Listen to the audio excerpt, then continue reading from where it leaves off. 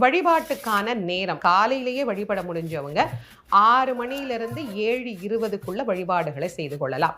அதுக்கு பிறகு ஒரு நேரம் வேணும் அப்படின்னா 9:15லிருந்து 10:30 வரைக்கும் நாம வழிபாடு செய்து கொள்ளலாம்.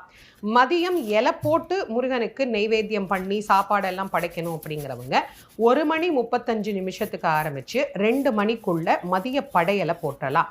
மதியம் எங்களுக்கு நேரமே இல்லைம்மா, மாலையில தான் வழிபட முடியும் அப்படிங்கிறவங்க மாலையில உத்திர நட்சத்திரம் இல்லை, இருந்தாலும் நமக்கு பௌர்ணமி இருக்கு, அதனால 6 மணிக்கு மேல உங்களுடைய வழிபாட்டை செய்து கொள்ளலாம். இப்ப நேரத்தை பத்தின முழு விளக்கமும் உங்களுக்கு நான் கொடுத்திருக்கேன். இதுல நிறைய நேரங்கள் கொடுத்திருக்கேன். உங்களுக்கு எது சௌகரியமான நேரமோ அந்த நேரத்தை நீங்க தாராளமாக பயன்படுத்தி கொள்ளலாம். அதுக்கு தகுந்த மாதிரி உங்களுடைய வழிபாட்டை நீங்கள் சரி செய்து கொள்ளலாம். ஒண்ணு.